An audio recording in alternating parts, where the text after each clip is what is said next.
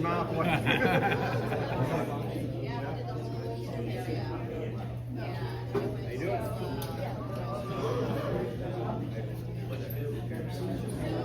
Lynn. I know.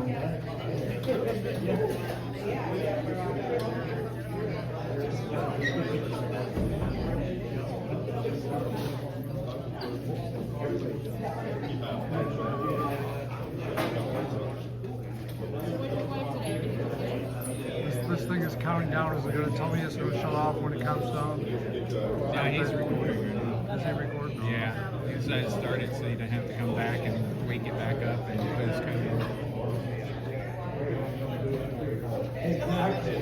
All they do. I'm not exactly sure, but I think that might be a conflict. What's that? That gentleman does wildlife removal. We actually have a armadillos, rats. That sounds very familiar. I asked him, I said, do you work with mantis? No. I think that is a conflict with mantis. Yes, they do.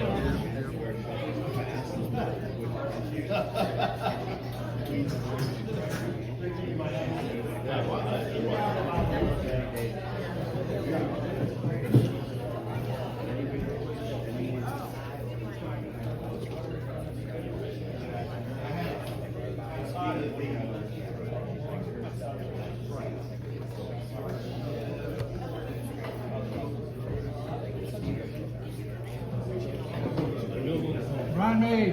Please stand for the Pledge of Allegiance.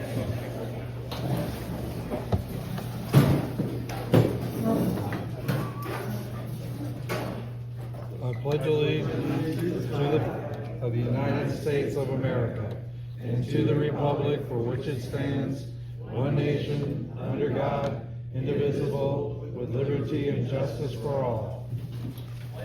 USA, baby. So, I'm going to make a quick announcement and I'll get my food and get up there. Ralph Christian called me this spring and his garage door busted, and he just figured out online how to get his car out and get his wife's car out, what I reminded him. So here's the deal. If somebody wants to come up with an idea for educational moment, think about it. You can volunteer at that point, otherwise I get to do it. I think we have somebody that. Charlie's gonna do it. Charlie's sick. Oh, okay. Charlie's sick. Think about that. Hold on a sec.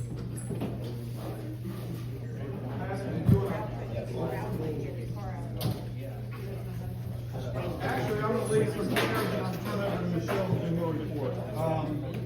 And also, if somebody wants to do the purpose of Biz-Net, they can do that, or I get to do it. So welcome to our Thursday morning meeting. If you're a member of Biz-Net, take your business cards, pass them to the right. If you're a guest or a visitor, hold on to your cards. You can pass those out individually after the meeting. Remember to mute or turn off your mobile devices. Mute or turn off your mobile devices. Mute or turn off your mobile devices. One more time. No, ask your neighbor. I'm trying to think. Raise your hand if you've had a one-on-one meeting since the last meeting. We had a social. Actually, maybe 6. When was the social? There, weren't there? That was the week before last.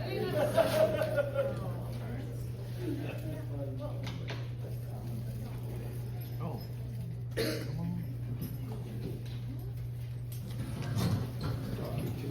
Okay. I'll give you a picture. Okay.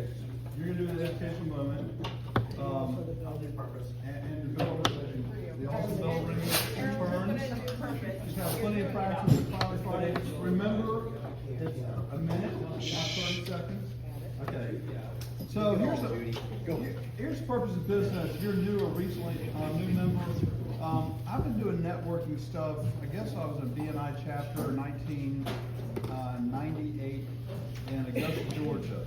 And the neat thing with exclusive networking groups, the more you go out and meet other people in the group, the more you get to know them a lot better. And it's kind of neat. Tuesday was election night.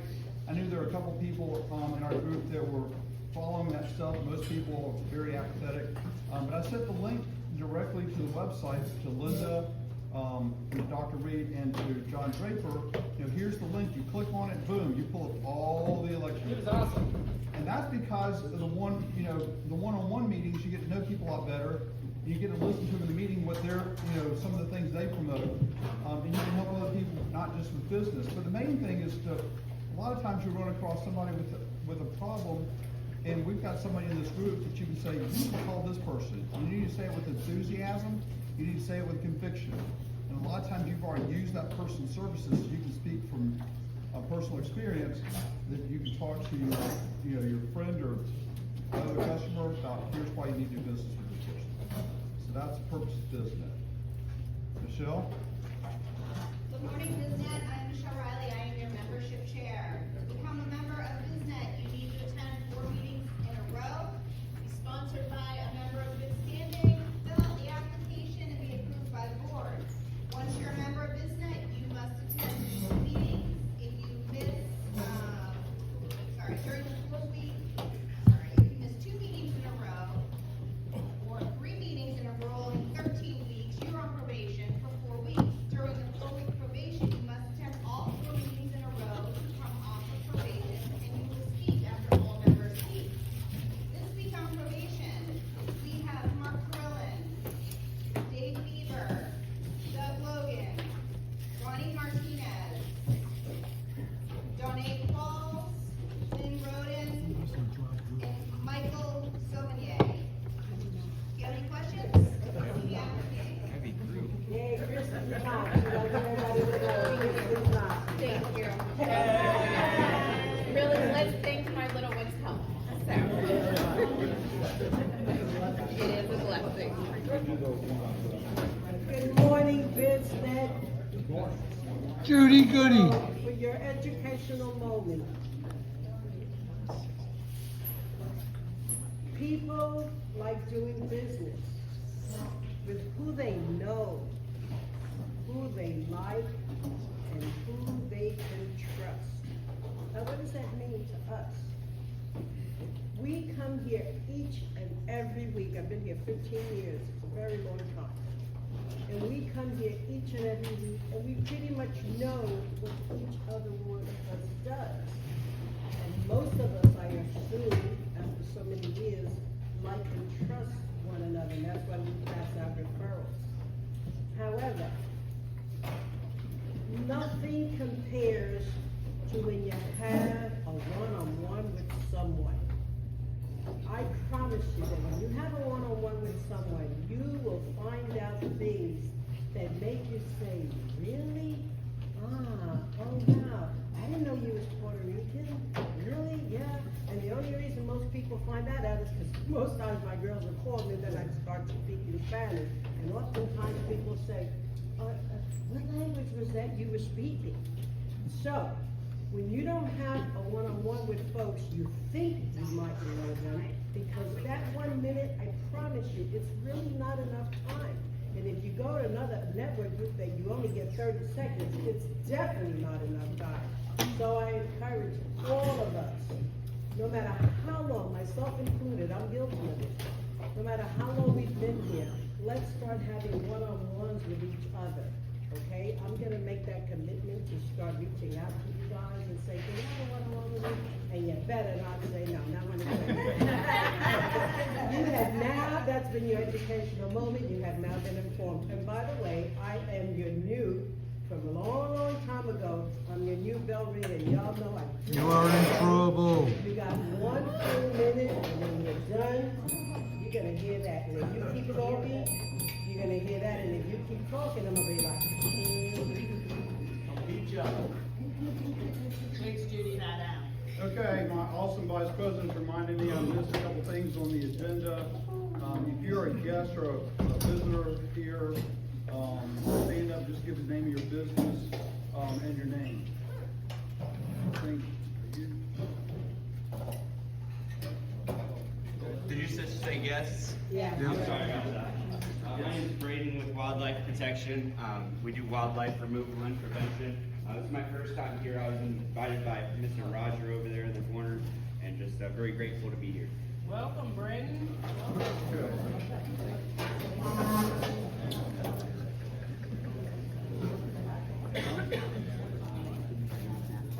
Yeah, Ben, your second week. Second week here, just name and business. Hey everybody, I'm Ben Imponet. I'm with Restaurant Rewards Network. Yes, Roger Waldman. And who are our substitutes today?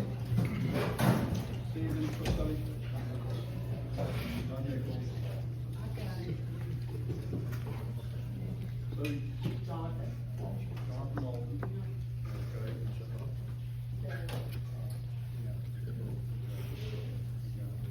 Okay.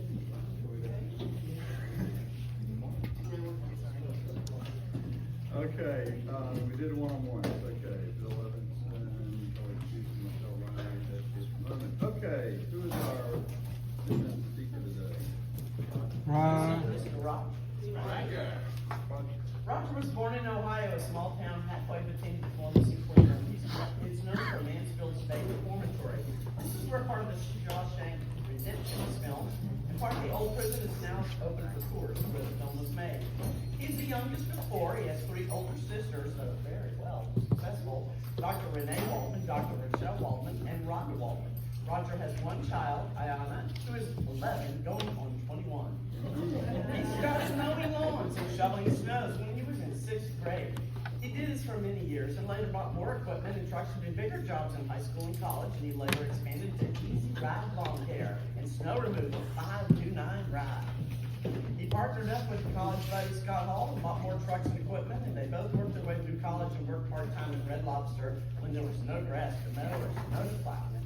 He grew up playing many sports, wrestling and football, but they were the ones he most excelled in, and he placed 4th and 5th in sectionals, only after wrestling 2 years in high school. He also tried out for the American Gladiators when he was in college. He went to North Central College for Business Management, and after college he moved to Florida and worked with the Youth and Sports Club, went to massage school at Alpha School of Massage, and after graduation he moved to Phoenix, Arizona. Started working in the mesotherapy program at the Sports Club Q. And within a few years, he found that he could make more money as an independent traveling mobile massage therapist. He contracted with a small company called Circulo Systems and serviced all the high-end 5-diamond, 5-star resorts. He found his niche and he started back Rub to Go, a mobile massage service that catered to the smaller resorts that Circulo Systems did not. In the slow season, he started a vending machine business, which he was able to do simultaneously. ABC Vending was born. He was servicing a 20-mile radius of Coke and Pepsi machines, snack machines, video games, candy machines, and calling card and prepaid cell phones vending machines. After 9/11, traveling in hotel and resort business failed. Roger was hired by Saunders and Associates to assemble electronic sorting equipment, which is sold worldwide and still thriving today. After a few years, he decided to move back to Florida so he could be closer to his family. Shortly after moving to Orange Park, Florida, he started a landscaping company and moved towards tree and stump removal and phased out lawn care. Now with over 20 years of experience, Roger runs, operator of Tree Life One LLC, which is 584 Tree. And 584tree.com is the website where he will go out on a limb for you. Now with a YouTube channel with over 2.5 million views, he pays his phone bill.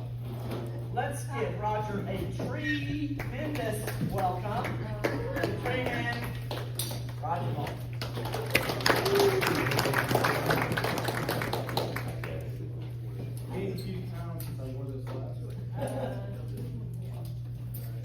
This is one of our gear we use.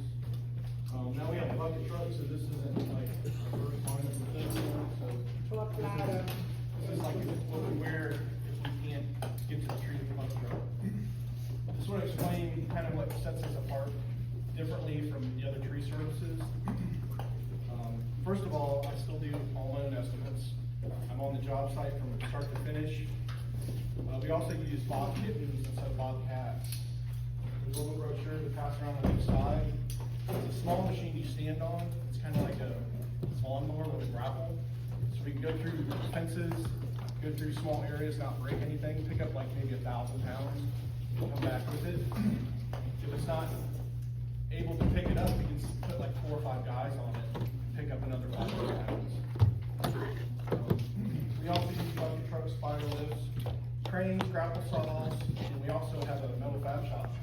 if we can't buy it, we can fabricate it. So a lot of the equipment we buy, even if it's brand new, we'll change it to make it work for us.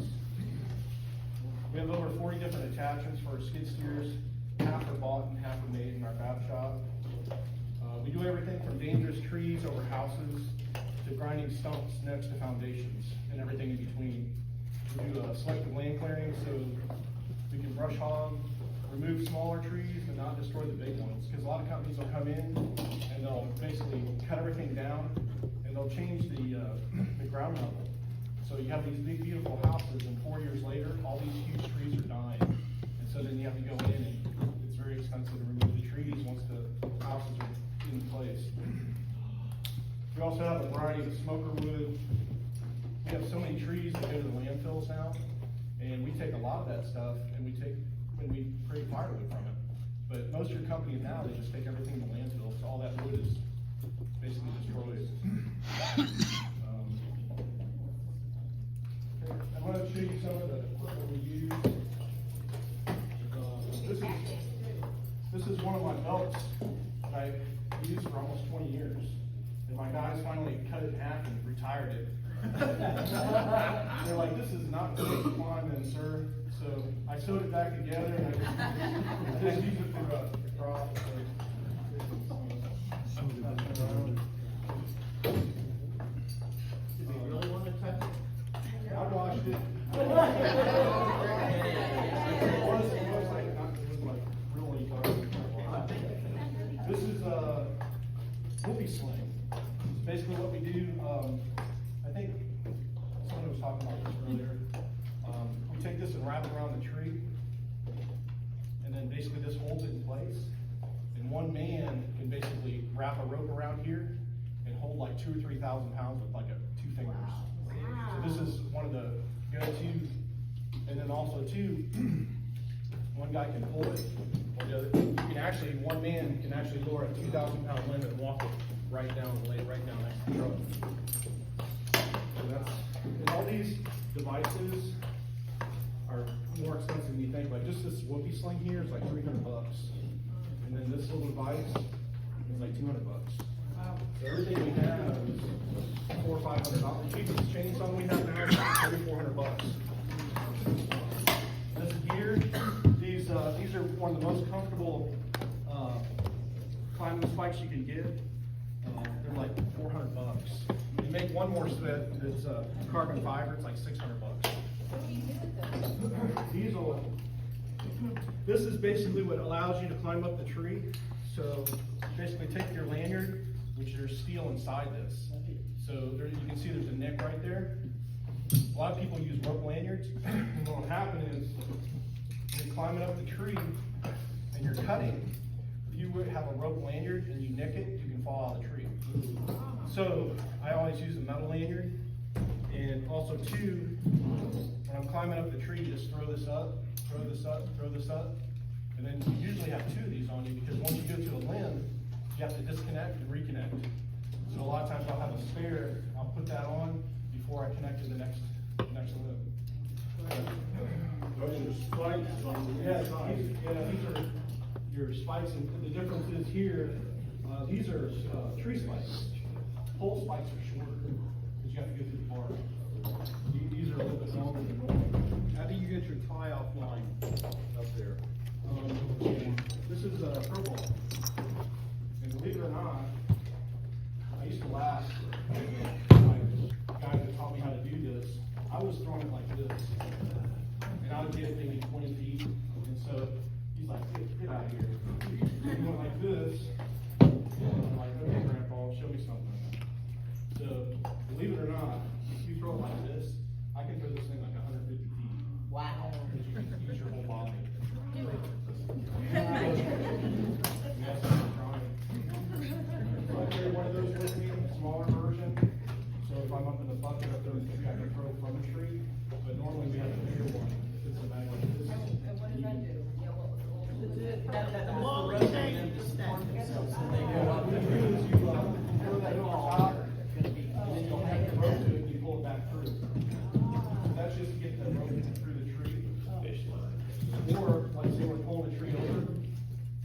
throw that 100 feet in the air, tie it to the crotch, put a running mullet on it, tighten it up, and hook it to a machine, pull it over. Or, say there's a bunch of vines, and you can't get to the tree, it's so hard to climb, you can actually attach it here, hook it to a machine, or some guys can pull you up the tree. So that's another way to get up. And here, this device right here is a mechanical perspex.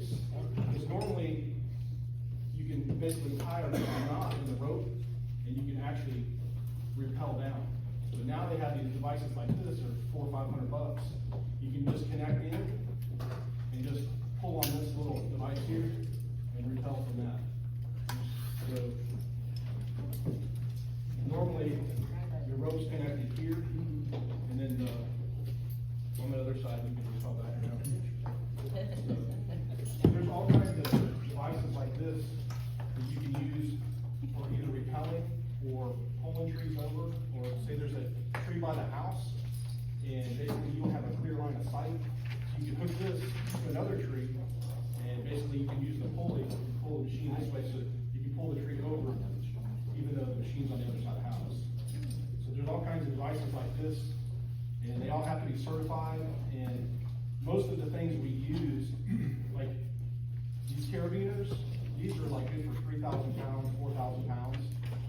Even these little, believe it or not, this little micro pulley is good for like 7,000 pounds. Wow.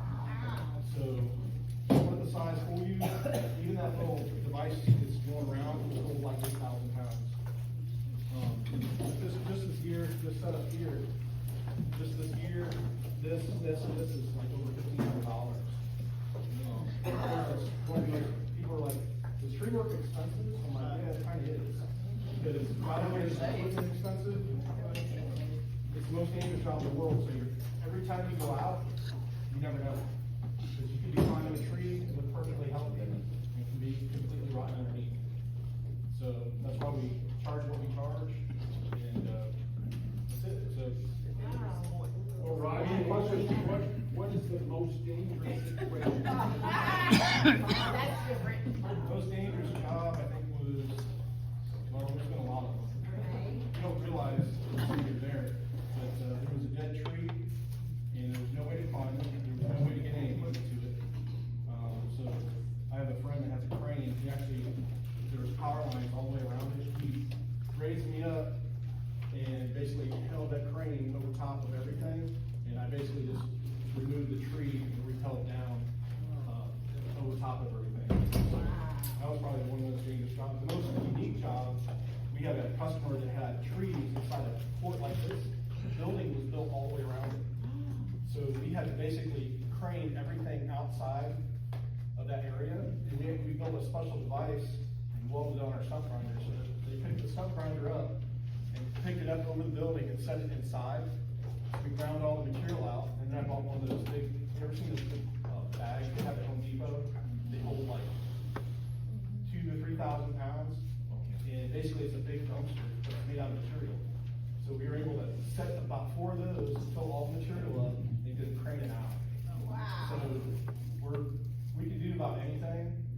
If you want it. How much did that cost? That job was like $10,000. So that's it. Anybody have any questions?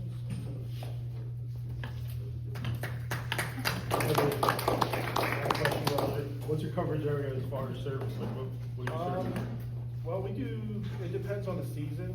Like normally, like right now, we're about a 20-mile radius, but in the wintertime, when it gets slower, we'll venture out. Also, too, we have guys with stump grinders that can go out further, because most of our trucks get like 6 miles a gallon, the best. So it's not really cost effective. If I go to the beach, I'm gonna have to charge an extra $300 or $400 just to show up. So it's not fair to the customer, so we try to stay within a 20-mile radius. I have a question.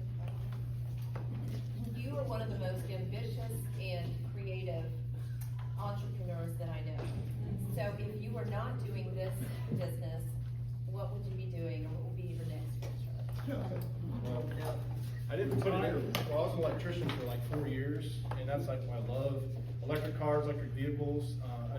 I've already installed probably 20 chargers for electric cars, and that's kind of like my passion. So I'd probably be doing that.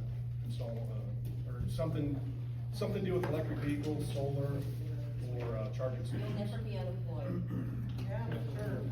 I wanna give a shout out to Roger. I have an old chain link fence in the back part of my house that had been there since they first built it.